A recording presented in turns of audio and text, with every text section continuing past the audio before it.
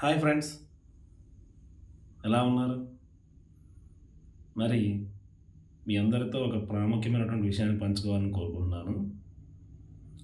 ఈ భూమి మీద అనేక రకాల జీవరాశులు ఉన్నాయి.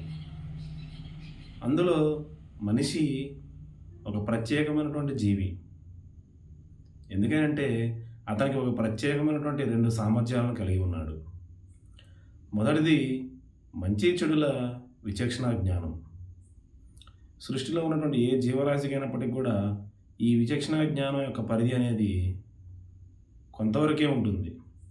కానీ మనిషికి ఏది మంచి ఏది చెడు అనే తెలుసుకునే విచక్షణ జ్ఞానం అనేది ప్రసాదించబడింది. రెండవ జ్ఞానం ఏది సత్యము ఏది అసత్యము అని పరిశీలన చేసే సామర్థ్యం. ఇవి 2 సామర్థ్యాలని మనిషి ఎందుకు కలిగి ఉన్నాడు అంటే, మరి వాస్తవానికి ఎవరైనా ఏదైనా మనకు ఒక సహాయం చేసినప్పుడు మనం వారికి ధన్యవాదాలు తెలియజేస్తూ ఉంటాము.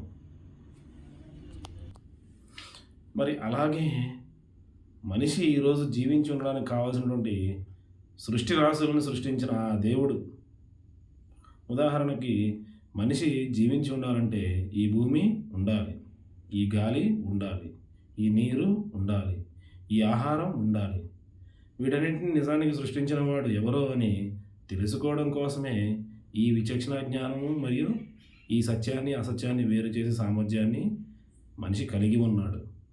కాబట్టి ఫ్రెండ్స్, ఇకనైనా మీరందరూ కూడా మీకు ప్రసాదించబడిన ఈ 2 సామర్థ్యాలని సరైన విధానంలో ఉపయోగించుకొని, మరి యథార్థంగా మన కొరకు వీటిని సృష్టించిన వాడు ఎవరో తెలుసుకొని అతనికి మాత్రమే ధన్యవాదాలు తెలియజేసుకుంటారని కోరుకుంటూ ఈ విషయాన్ని నేను ముగిస్తున్నాను.